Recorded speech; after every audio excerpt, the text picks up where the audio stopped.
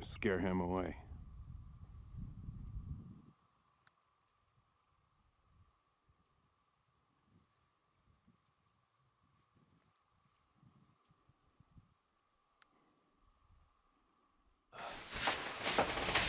Everybody got the coffee? Except our East Coast friends. What are you guys, 4 hours? What time is it? No, what time is it? Let me bring my damn phone. It's gotta be 8 anyway. 8 o'clock? Noon for you guys. Lunch break. Lunch break, sneaking in some YouTube maybe.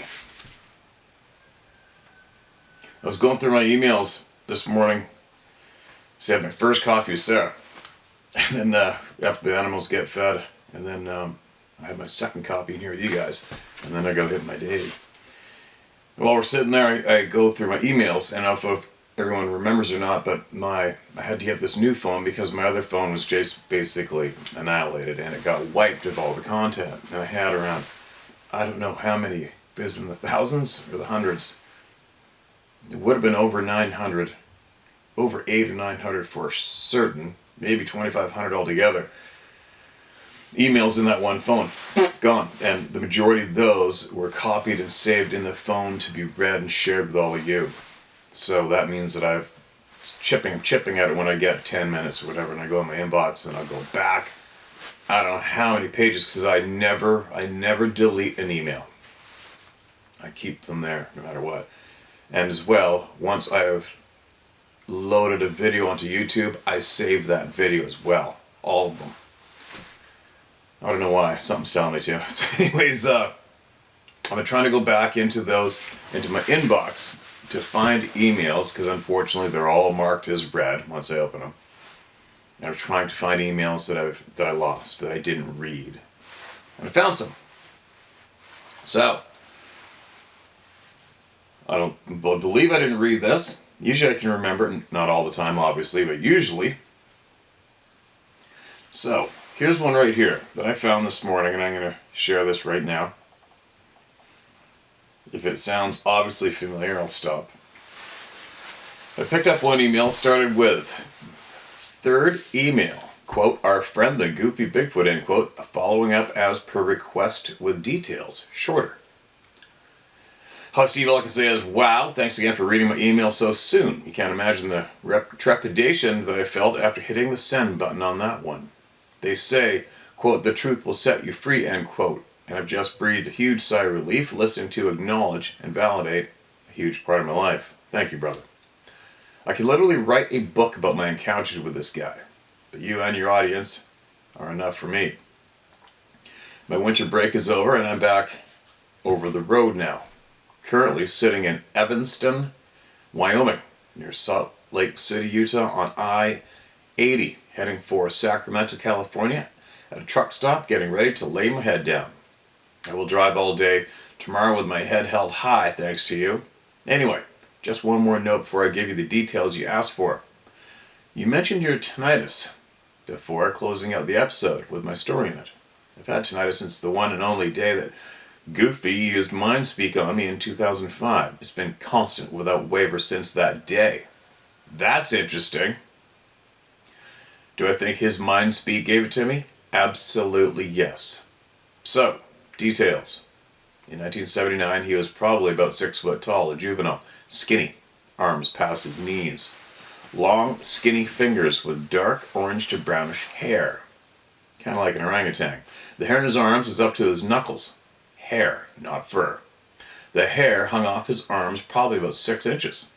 The skin on his hands was black, with noticeable fingernails, hairy knuckles. His breastplate was covered with hair, but thinner, so you could see the black skin underneath.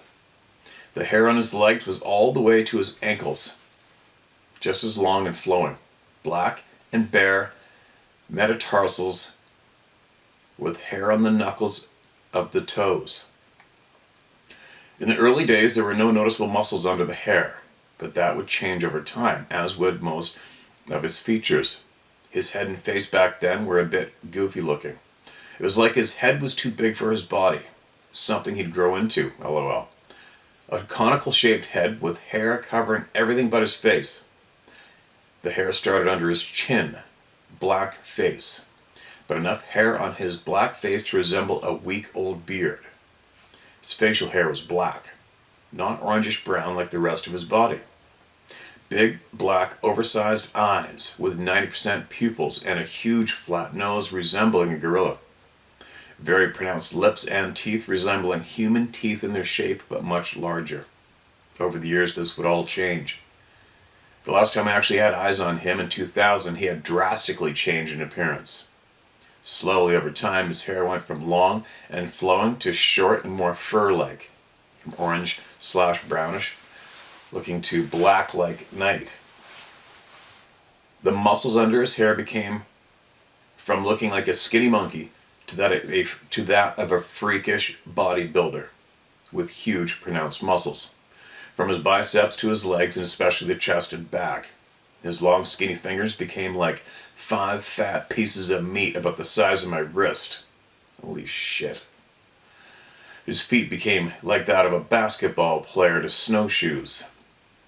His head went from conical to round and flat on the top. Again, much like a gorilla.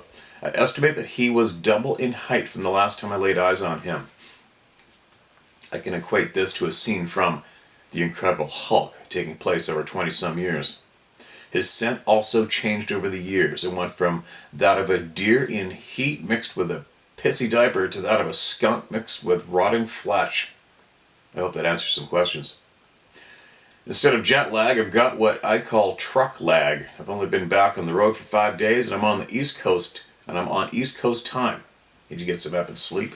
I can't wait to drive over to Salt Flats tomorrow and into Nevada and California. God bless you, man. Out. Okay, well that's not the email I was thinking I was just going to read. That's another one. That was February of 04. February 04, 2023. Alright, so I guess if we go back into the YouTube, well, who knows when. That original email's there. And I can't think of the first one off the top of my nugget right now. Sorry. That is quite the frickin' email though, is it not? Can you imagine having to knowing who you're looking at for that many years and watching the sucker change in appearance? There's a lot of very interesting details in there, right? Especially for the people who are interested in exactly how they grow and change and look. Crazy, man. I hope you're driving safe. Hope you're still safe and still with us. Here's another one titled, It Walked Right Past Us. This is sent in 2020. Hi Stephen, 38 years old, from Wales in the UK. This happened when I was 21. The chance this has been read. So in about 2003, a friend and I had been traveling around the US and we went to Seattle because we're both fans of the grunge music scene. We only had a couple days left in the area and we wanted to see some of the countryside. So we drove to Olympic National Park. I grew up looking at my bedroom window across the ocean to that place. Or the Olympics anyways. I don't know the exact location. As we just found a place to park, we saw a trail and started walking. We walked up this trail that had a creek running by the left-hand side, and the trail gradually went uphill as the slope down to the creek got higher and steeper. After maybe a couple of miles of gradual incline, the trail got rather steep, but then plateaued, and there was an abrupt turn right at the top that created like a blind corner. We stopped at the top of the hill to catch our breath.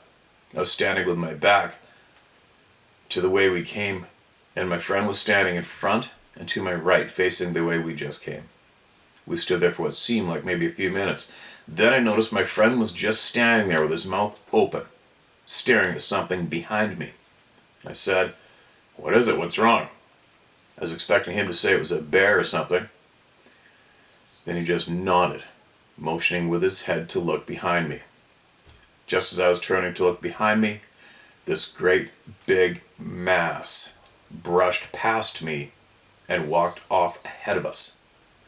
Obviously, I nearly jumped out of my skin and said, "What the F?" It took me a second to realize what I was seeing. I took a few steps away from us. Sorry, it took a few steps away from us, turned its shoulder as it was walking and grunted, looking right at us. The only impression I got was to just look away. Excuse me. So I'm standing there looking at the ground with my eyes wide open, thinking this dude does not want me to look at him. I couldn't help it. I looked up again. And after a few seconds, it turned and looked at me again, like it knew I was looking at it. Pattern. This time he gave us a bigger grunt, and it literally rattled my rib cage. So I'm standing there staring at the ground again, trying to keep it in my peripheral vision. It walked maybe another 50 feet up the trail from us, got to the tree line, and pretty much disappeared into thin air. My friend just stood there with his mouth open the whole time like he was in shock. We immediately headed back down the trail and got the hell out of there. I've had a lot of time to think this over, and there's definitely some things that don't make sense to me. Like, why didn't we see, hear, or smell anything on the way up to that spot? We didn't hear any footsteps behind us. It was as if it was just there all of a sudden. There was no real sense of fear. I mean, it shocked me when it brushed past me. Brushed past? Does that mean it brushed you with its hair and touched you? Holy shit, that would scare the living crap out of anything, anybody. As it brushed past me, because I wasn't expecting it, and I literally could have reached out and touched the thing. Okay, so it didn't touch it. But it was as if it didn't give a shit that we were there. It just didn't want us looking. As it went, it grunted at me. That was the only time I really felt a sense of fear or danger. It also felt strangely like a dream, and I got the impression that it was the creature that was doing this somehow. As for a description, well, I'm a big guy, 6'6" and over 300 pounds. When this thing walked past me, and I turned to look at it, my head was about halfway up its upper arm. So it was a whole head and shoulders taller than me. So, must have been like 8.5 to 9 feet tall. One of the weirdest things was that it was blonde. A big mass of ragged, dirty, blonde hair with dark gray, almost black skin underneath it. The face was almost hairless. There was hair on the head and like a blonde beard that connected to its body hair. The eyes were brown, almost black. The face was really weathered, and he looked thoroughly pissed off. But like I said, almost didn't seem to give a shit we were there. There's a reason why I called him Dude earlier. Because that's the impression I got from this thing. Like he was some pissed off old dude living in the woods and just wants to be left alone. Anyway, that's my experience. Like I said, still kind of feels like a dream. It hasn't really affected me adversely, maybe because I was always interested in paranormal stuff and whatnot anyway. But my friend was and still is the staunch skeptic type. He absolutely refuses to talk about it, and it has affected our relationship to the point that we don't speak much anymore. I think seeing that thing just totally destroyed his worldview, and he refuses to accept it. Anyway, thanks, Steve. Keep up the good work, Dave. And nope, haven't read that one before. I would have remembered that. Dave, I appreciate that, man. Sorry it took so long to find you. I'm glad I did. Feel for your buddy, man. You know what? Even if you don't talk to him, I send him this video just for the hell of it. Send it to him. And if he does get up the balls to watch it, I'll give him a message right now, just so you know you're not alone, man. You're not alone. There is tens of thousands of people coming forward right now, and for the past handful of years, tens of thousands of people have had the same experience as you. They didn't ask for it, they're not crazy, and they are all coming forward and admitting it and sharing it publicly. Alright? It's not a bad thing to do. Although a lot of people do prefer to keep their head in the sand, right? With a lot of stuff. Holy cow, especially today. Especially today. I wonder how many of you out there stay up on top of current events. And I know a lot of people don't want to hear it, want to look the other way. And I'm at the point now that I almost find that statement as absolute cringe-worthy. It's cringe. This is our lifetime. This is where we live. This is the air that we breathe, the food that we eat, the experiences we all deserve to have. And the amount of freaking evil going on right now that is trying to suppress that, is suppressing it, is controlling it, is off the chart. And it affects every single human being on the planet. How do these people get that control and power? Because of all the people that refuse to acknowledge the shit they're doing. That's how. Isn't that bizarre? Biting my lip, as I freshly heard a lot of stuff this morning and read some stuff. It's amazing how many people, it's a very sad human trait, wanting to put your head in the sand, in the hole, and let everything go down. Pretend it isn't happening, because for some strange reason you think it's more comfortable. Until you go to I gotta say this though, until you go to your local McDonald's or Subway or whatever, and you notice that all of the employees are seniors. Now that is enough to make my blood boil. All those classic jobs that we all had when we were kids, our first jobs, young people's jobs to get that work experience, are all filled by senior citizens today. Why is that? I know I'm rambling. Let me get some more caffeine in me, shall we? Moving along. More voices to be heard.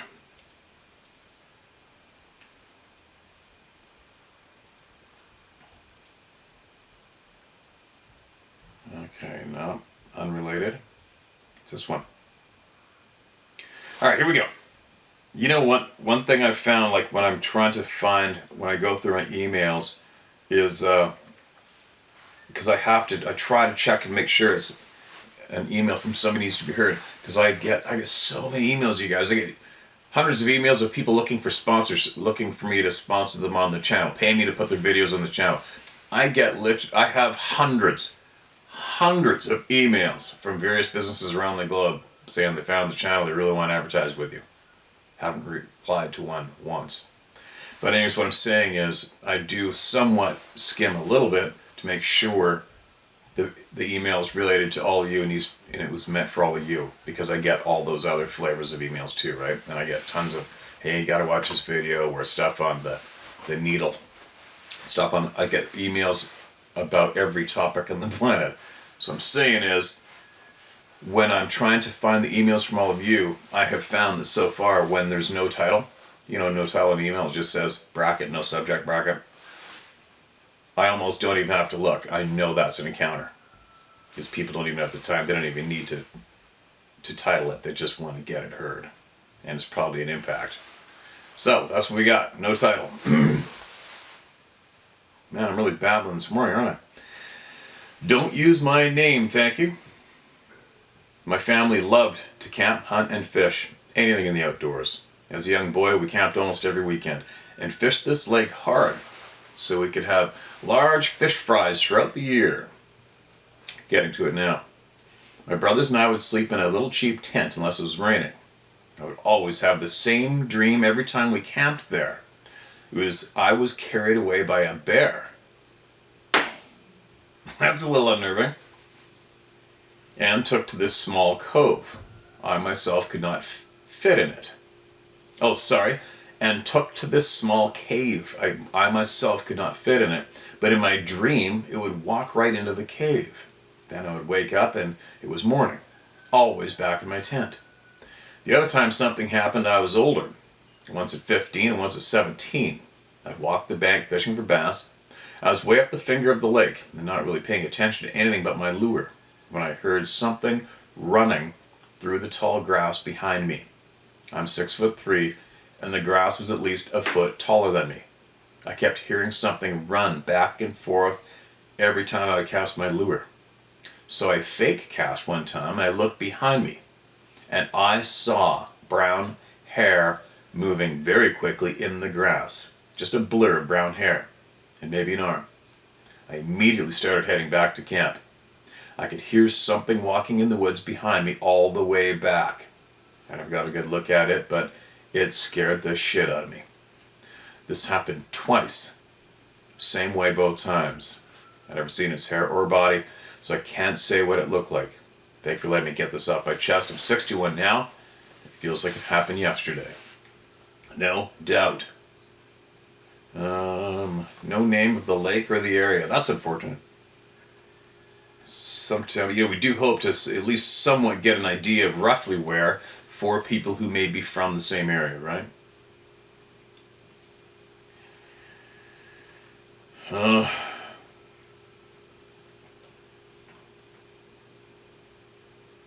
right, here's another one. This is a little different. Title. Mark this as read. Quote, just happened, end quote, follow-up. This is in February of this year. Hi Steve, thanks for sharing my dream. February 6, 23, minute 32. I have been wary since then, and things started happening, but not how I expected it. Tonight my son came to me and asked, are my eyes tricking me, Dad? Me being clueless, I asked, what do you mean? He then proceeded to tell me he thought he saw a hairy being hiding behind his open bedroom door looking at him through the hinge gap of the door. And at another time, a hairy hand moved quickly into a shadow. I instantly became angry, not at my son, but at the circumstance.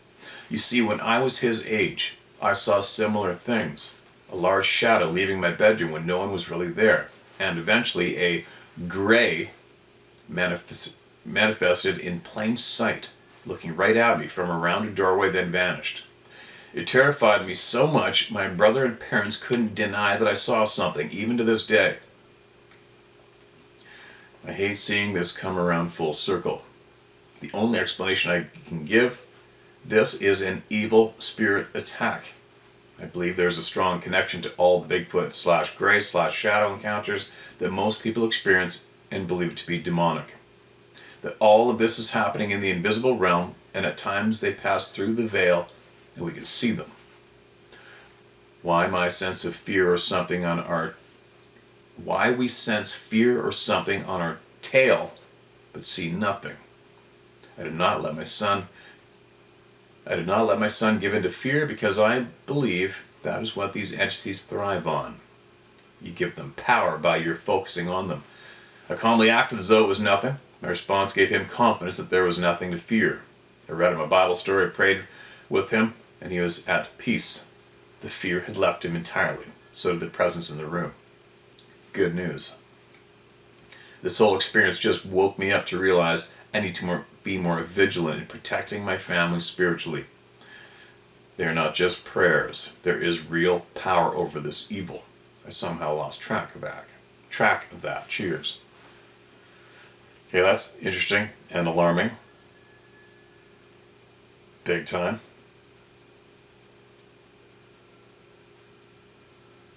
The children. Leave the frickin' children alone. Right? Leave the children alone. Sometimes I think I missed my right calling.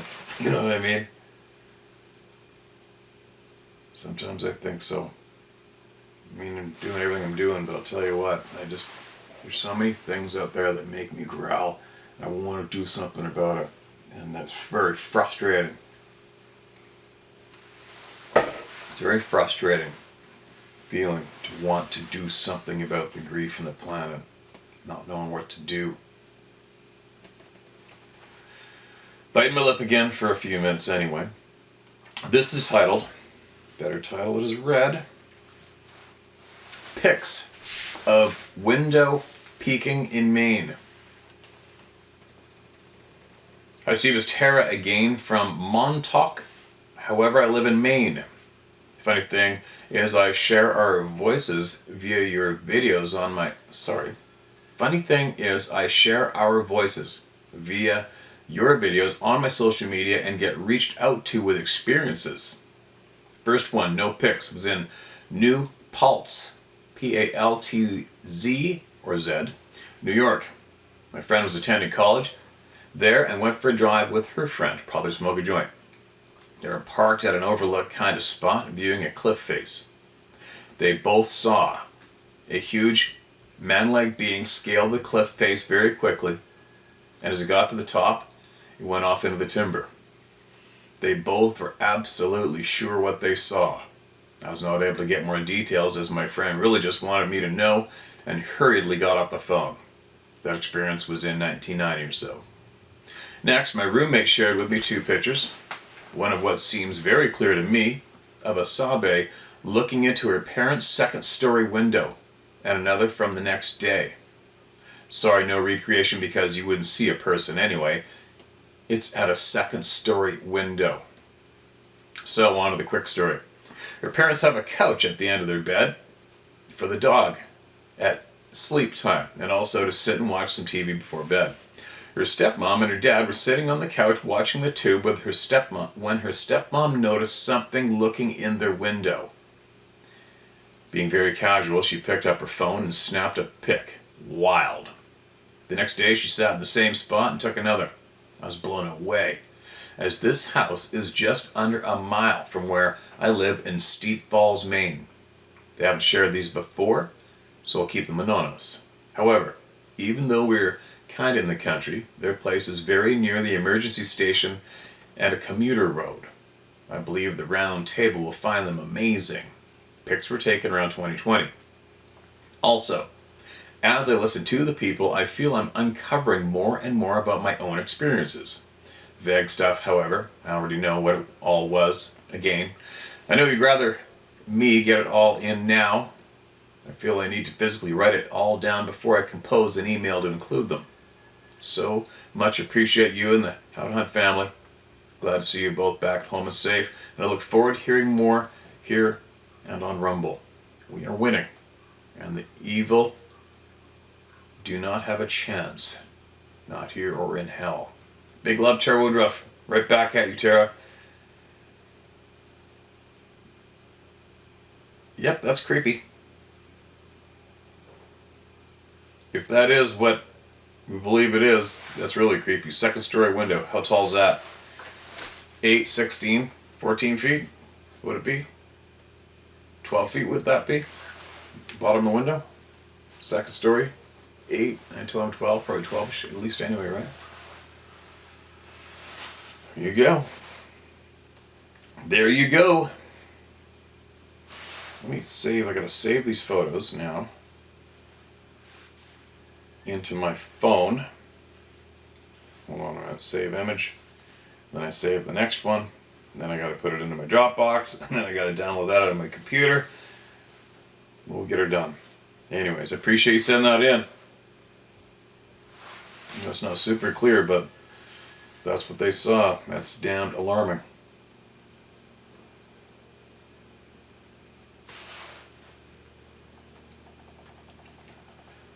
I can show you guys. I can share a quick hunt story with you guys because the guys that sent the email from the Olympic National Park, Olympic Mountains, when they said they're on the hairpin, they couldn't really see around in the blind corner.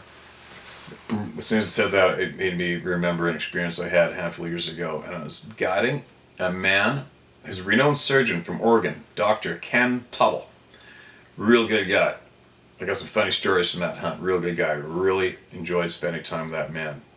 And I believe he's been on CNN. He's a big name in the medical industry. Anyway, his knees were all messed up. You know, he was getting on in age, and because normally we'll walk. We get off of horses and we lead them when we go down a steep trail down off the mountain. It's just easier on their front end. And so I'm walking ahead. I let him stay on his horse just because it's just too hard on him, right?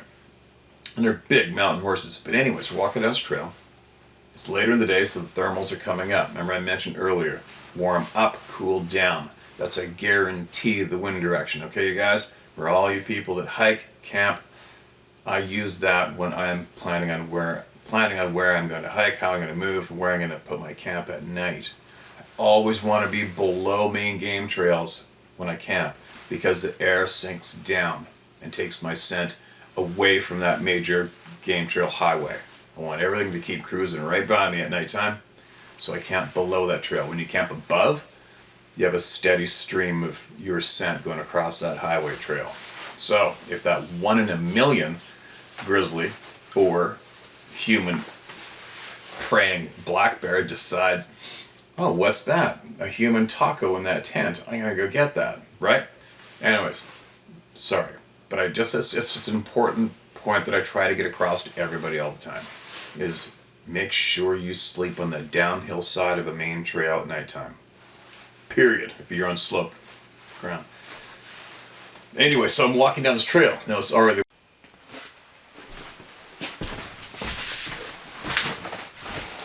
So if you're stalking game and all of a sudden you come up on a grizzly sow with cubs by accident and she sees you in that body language, she's going to come and kill you.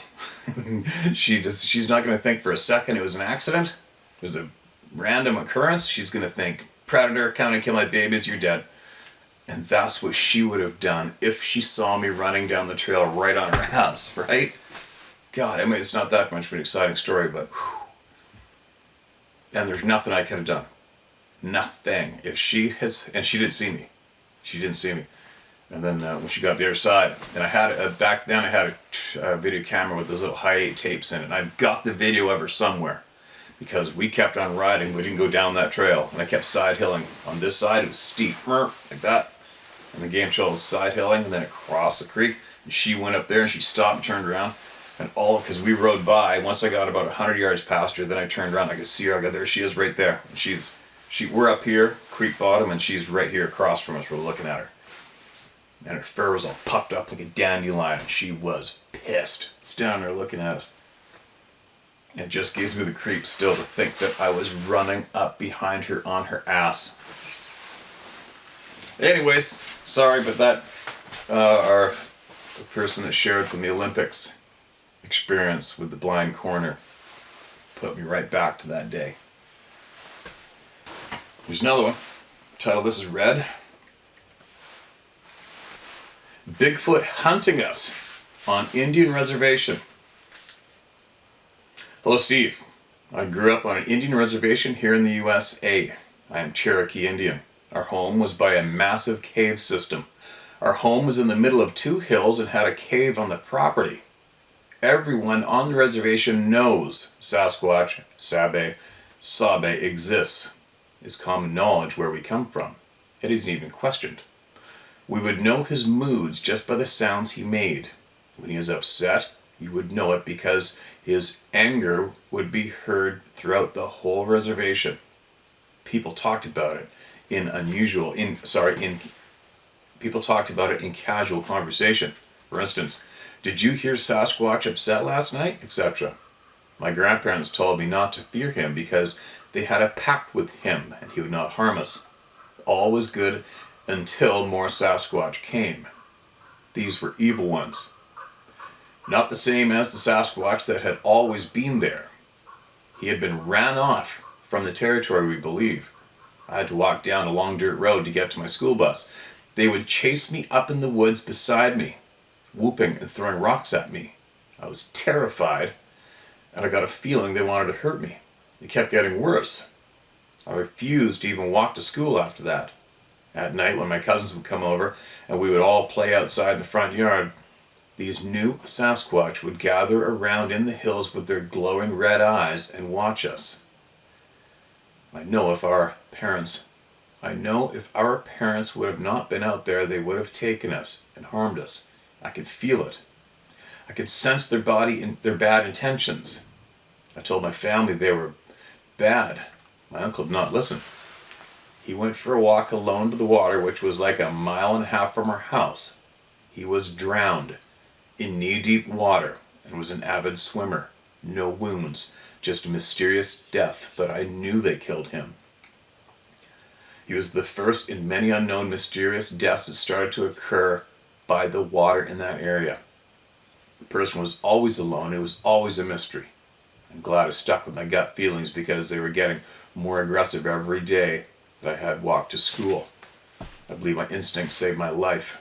To this day, they are still killing people in the area. The person is always alone and the death is always a mystery. But I know, and so does the other natives. Stay out there and always follow your instincts. I'll send you more stories at a later date. Thank you for listening, Carrie. That was February of this year. Carrie, please email us more with as many details as you can find and share with us. All right. We need to hear more about this. The world needs to hear about this. Every single person on the planet needs to hear about this, all right? It's very, very important. So maybe even possibly, if you're here, still here with us, watching the channel, share this video with your community members so they know you're not alone. People know, we know. And to please, please, please send us more details of what everybody in your community knows. Seen, witnessed, the whole 9 yards, all right? It's very, very important to speak out loud and share this truth with the people, okay? That is freaking alarming. And also, obviously, if you follow Dave Pilatus, the water, mysterious deaths, what's up with that? That's very alarming. Very alarming. Please email us back, alright? I hope you email us back.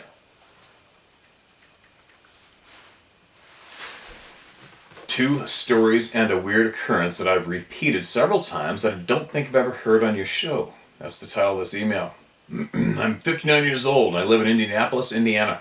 I've spent a ton of time the last 10 years driving an hour and a half from my home to southern Indiana to hike in a system of forests, 3 of which are roughly 24,000 acres each, which all connect to one large forest. It's roughly 250,000 acres called the Hoosier National Forest. I spend a lot of free time hanging out in one of the 3 forests, hiking and listening and hiding from my wife, which she actually likes.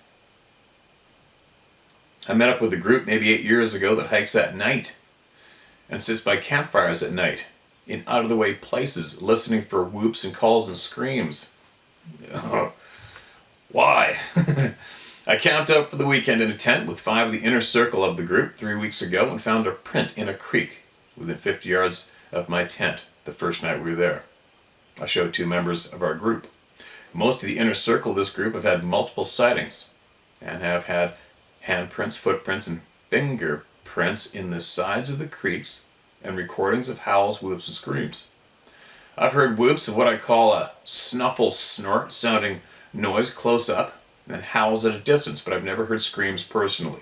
I've been paralleled in the woods a ton of times. I've had rocks thrown at me more times than I could count, one of which was a 15-pound rock thrown 100 yards uphill, which we heard coming through the leaves in the trees, and which landed between my son and I after we smelled a super rancid sewage animal smell. I've had numerous tracks in the forest that I found numerous tracks in the forest that I normally go to. Sorry guys. I have found numerous tracks in the forest that I normally go to. 2 stories and 1 weird occurrence that's happened multiple times. I was in a small valley with a creek that meanders through it, and the valley is maybe 100 yards wide. And the left side of the valley is maybe 12 stories tall and steep. When you start hiking into the valley, you will see arc after arc after arc right next to each other, which is really very cool. There's a bunch of downed trees that cover the valley at one point where people just turn around, but I always hike past it for fun, climbing over all the limbs and proceed further into the valley before turning around. On this day, I was walking back, something was on the top of the ridge 12 stories up from me, meowing at me in sets of 3 quickly, so loud that it filled up the valley and echoed. When it made the noise, I would stop and it would retreat the other way that I had already come, as if it was trying to lure me away from where I was going. This went on for about 5 minutes, and then the ridge stopped, so it couldn't continue following me unseen. As I kept walking, I heard what sounded like a 4-inch fresh stick break, about 60 feet to my right. I stopped and stared into these bushes, not very far away from me, and didn't see anything, and I turned and stuck 1 foot out to walk, and there was another loud stick break and crack, and I stopped and stared into the bushes again. I again turned to walk again, and a 3rd crack from a large, fresh, broken limb. I stopped. Pretty soon the meowing on my left, high up, started again, and was answered by what sounded like a cow or a bull on the trail behind me and back to my car. There are farms near the forest, but there were no cows in the woods. I figured I should probably go. Very cool, but very creepy. I never saw anything. That same spot, I've answered wood knocks from the high ground to my left. Second encounter, I hiked back to my favorite spot in the same woods to this pond that I go to that's very out of the way and very steep on the side. The last 400 or 500 yards. So a lot of people don't go to it. I've had numerous weird interactions there over the years, and it's a favorite place to go if I want to try to find a print. I hiked from the car back to the pond from this fire trail is roughly 2 miles. Go there looking for footprints. And I've found many over the years, and I'm always alone when I get there and never see a soul around. Because during the week or so, no one was in this park but me. There was no other car around in this very small parking muddy spot area, so I know it's just me back there. I hiked 40 minutes to the pond, and as I get there, I see what is clearly a footprint in a really small gravel on the sandy sides of the creek. I'd left my plaster of Paris in the car, so I decided to make the 40-minute hike back to the car uphill with a bad knee and overweight. I got the plaster of Paris from my car and hiked the 40 minutes back downhill to the pond, and at this point, it was absolutely spooky quiet, where before it was a nice sunny day with things moving around in the forest. I kind of looked around with the hairs on the back of my neck standing up. I then mixed up some water and plaster of Paris out of the pond and poured the print and had to wait 40 minutes for it to set up. While I was waiting, I walked around looking for other prints or just fun stuff to look at. On this hill in front of me where I saw a tree pushed over probably 5 years ago, I heard something moving above me but really didn't pay much attention to it. At the same time, I found another print much at the base of the hill in this really marshy area where a lot of trees come down and cover it if an animal were to go to that corner of the pond to drink. It was larger than the one I was casting, and much larger than my size 11 boot, where my boot went maybe 1/4 of an inch in the dirt. This was in like 4 inches deep, and it was maybe 15 inches in length and maybe 8 to 9 inches wide, and I could clearly see 5 toes in the imprint. I always carry a tape measure, so the measurements are pretty close. Now I'm starting to get creeped out. It's about an hour before sundown. I still have to hike back to the after waiting for my I still have to hike back to the after waiting for my cast to dry. I walked the 300 feet back to where my cast was drying. I sat down on a tree that was kind of funny shaped, like a chair almost, and stared out on the pond while my print dried. As I was sitting here, I heard a big crack. I immediately spun my head to the left and I saw a long, light, brown hairy arm and tan-colored hand snap off the top 8 feet, maybe 15 feet, up on a tree that was maybe 4 inches thick and drag it to the ground super fast in this corner of the pond where I'd just been standing. That was maybe 6 or 7 feet lower than the ground I was standing on in this marshy area. I immediately stood up and yelled, "I'm leaving. I don't want anything from your forest, it's not mine." I looked at my print and it wasn't dry yet, so I stood there another 2 minutes until I heard what sounded like feet stomping on the path somewhere behind me loudly. And I yelled again, "I'm leaving," and I left. I'm always armed with a 9mm and a large knife. I don't often get frightened in the woods, but going up that steep hill, I called my wife to tell her I loved her, and I called the head of the group to ask if he thought these beings were dangerous, which is a little late after 10 years of being, which is a little late after 10 years to be asking that question. He chuckled and said he's had similar experiences at the same spot, and it's oftentimes the price you pay for getting a good footprint cast. I don't remember being that frightened with my heart pounding and feel absolutely helpless out there in the middle of nowhere with the sun going down. I still got 40 minutes to get to my car and I'm alone. I'm not embarrassed to admit I was somewhat terrified. I was paralleled all the way back to my car with my heart pounding in my chest and my temples of my head. It stopped when the forest cleared out just before where I was parked.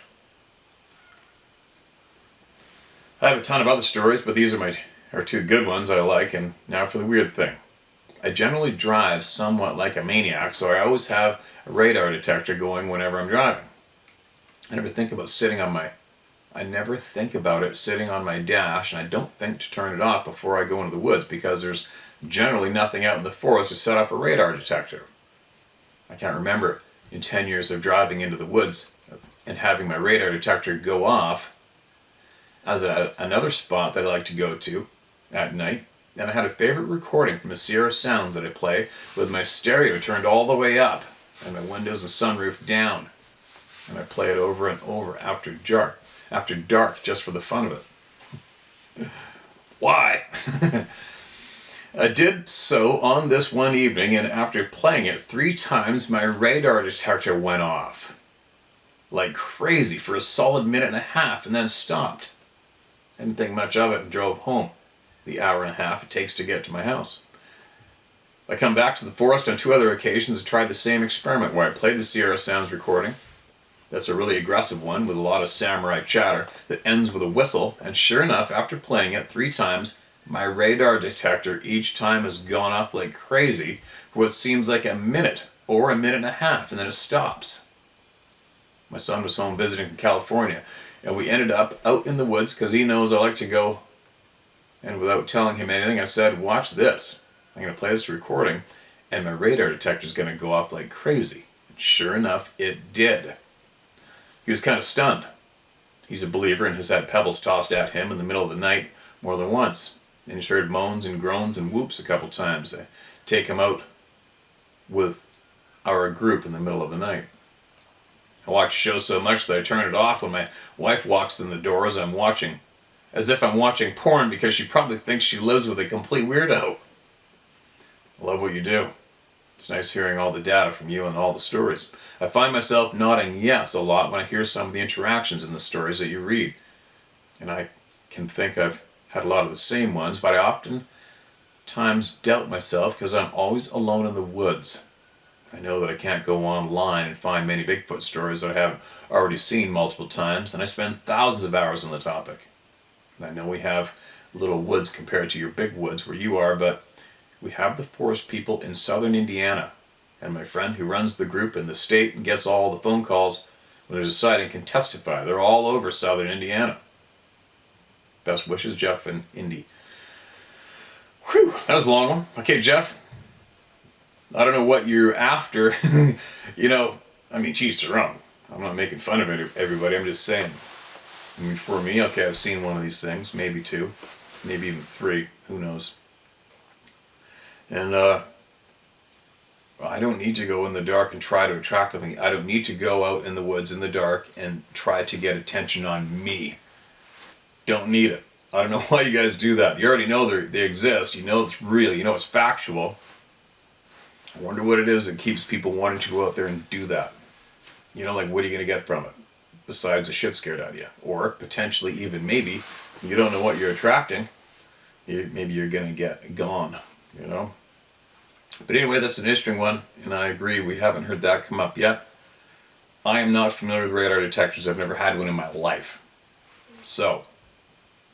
But now that we shared that with everybody here, I wonder how many of you crazy bastards are going to go out there and do this. Now, what's setting it off? First you got to figure out, how do radar detectors go off, right? And then see if you can relate that to a lot of the experiences being shared here in the details. Being shared here, right? That's very interesting. And I'll guarantee you somebody out there listening to this is going to go give that a go, ASAP. I'll put money on it. And we'll see what comes, man. We'll see what comes. Something tells me somebody's going to email back sometime in the near future and say, it worked, it did it. Who knows, right? Pretty interesting. Pretty interesting. All right. One more.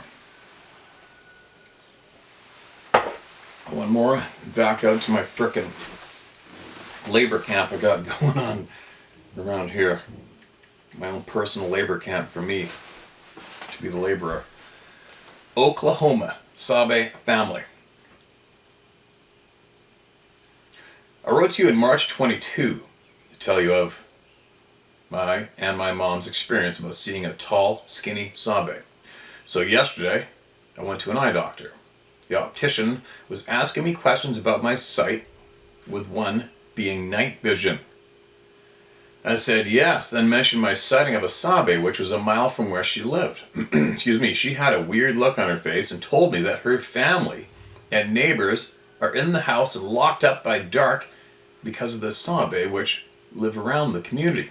And her neighbors all have the same experiences. They live a mile from the lake and all agree not to talk about it. I can't keep my mouth shut. I tell everybody. My brother and nephew don't believe me. And my brother and nephew don't believe me and my mom's sighting. Typo. She means her brother and nephew don't believe her and her mother's sighting. Our sighting happened on a very dark night. I can't drive that good at night, so I slow down to about 10 miles an hour, and so close to the edge of the road. That's when I thought I almost hit a man. Made me sick. But this man was totally black, which I thought was crazy, being dressed in black and carrying a big trash can on his head. That made me wonder until I figured out what I'd seen, asked Mom what she saw about 50 times. We saw the same thing, and that scared me. When Mom knew I was okay, she said for us to go back and look. She's a Native American, and I never knew what she would say, but I had to make it clear the dumb blonde always got eaten by the monster, and I'm blonde from my dad. I've lost my mom, and I wish I could have went back for her sake. Steve, you have a great channel I'd appreciate. Common sense doesn't exist, but Dad, World War II, made sure us kids had it. Dad was on Normandy Beach. I was so blessed to have him as my dad. I'll bet you were, for sure. Carrying a trash can on his head, so maybe was packing it on his shoulder, right? Who knows? But if that comes from a community where everybody knows, there's got to be somebody there willing to crack. Somebody willing to crack and share. Maybe. That was a short one. Maybe I could get one more. I don't even know how long I never know how long I've been sitting here. It's almost like my internal clock goes off around an hour or something. Alright, here we go. Excuse me. Alright, this is red.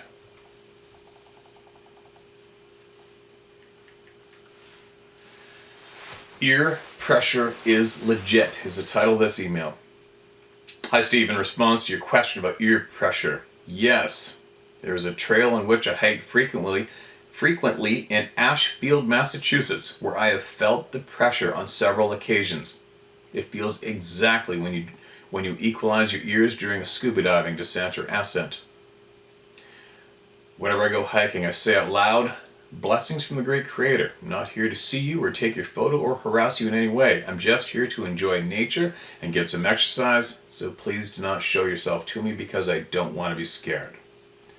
I always leave a gift for the furry woodland creatures, usually apples, peanut butter, crackers, or seeds and nuts, whether for the sabe or the deer or the squirrels.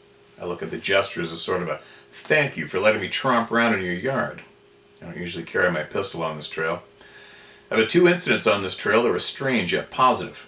On my return toward the parking lot after hiking a few miles, I was worried about an approaching steep, slippery, muddy embankment that I had to climb, and kept wishing that I had a walking stick to help prevent a fall. Within a few minutes, I came across a 4-foot stick in the middle of the muddy trail. It was standing vertically on its own, like someone had jabbed it into the ground. I had to laugh because it was a rainy, cold November weekday morning and no one was hiking except me. The stick definitely hadn't been there when I passed this area earlier, and I have a feeling that it did not just fall from the sky either. The other incident that occurred on this trail was pretty funny. I was hiking with a black lab puppy who was obsessed with fetching the stick. I've been throwing the damn stick nonstop for her literally miles, and my arm was tired. She kept bringing back the stick and bringing the stick. She kept bringing the stick and bringing the stick, and I kept telling her out loud, enough with this stick. Can't we just walk, doggy? Then I heard a thud behind me. I turned to see a stick that had landed right on the hiking trail about 3 feet behind me, and I was flabbergasted. There were no dead branches above us, and the dog was alerting to something out in the trees, but she didn't look frightened or upset, just curious. I laughed, waved in that general direction, and yelled, "Thank you." I guess that was a sign that the fetch game was not supposed to end quite yet. Lucky me. I've seen the stick structures on other remote trails along with the broken trees. I know these forest people are out there, and I'm grateful they have not shown themselves to me. I'm sorry for all the people in the Howdent family who've had suffered PTSD from having negative encounters with these beings. I pray that everyone will be able to someday go back out into the woods and enjoy themselves once again. With deep gratitude, Steve, for all you do to help people. Many blessings to you, your family, and all your beautiful animals. Warmly, Jennifer Lapierre. Thanks, Jennifer. Appreciate your kind words. Appreciate it much. One thing for certain is there is more going on out there than just the typical classic description of these beings and who and what they are, right? And that was a little bit of a red flag goes up when the previous emailer in this video mentioned that they had those beings around the community and then they left and were replaced by something not so nice with the red glowing eyes, right? And people started dying. What's up with that one? That's not cool. But anyway, time to start my day. Share my story at howtohunt.com is where the majority of everybody emails in. Alright? So, knowledge, I don't give a shit. You got something that's going to help the good people on this planet, you send it here and I'll share it with them. Alright? There's so much going on in the world as I struggle at times to just keep my mouth shut because I want to just scream it out and talk about it. But I do have a funny feeling that the people that do care are already informed anyway, right? The people that don't care, I mean, there's too much going on up there. There's too much information and facts available to let everybody know what is actually really truly happening in the world today. That I have a funny feeling that people that really do give a shit and want to make a difference, they already know. I'm gonna go. Too much caffeine this morning, eh? There it is. There's where we weathered the storm. Actually, no. There's where we hiked to during the storm.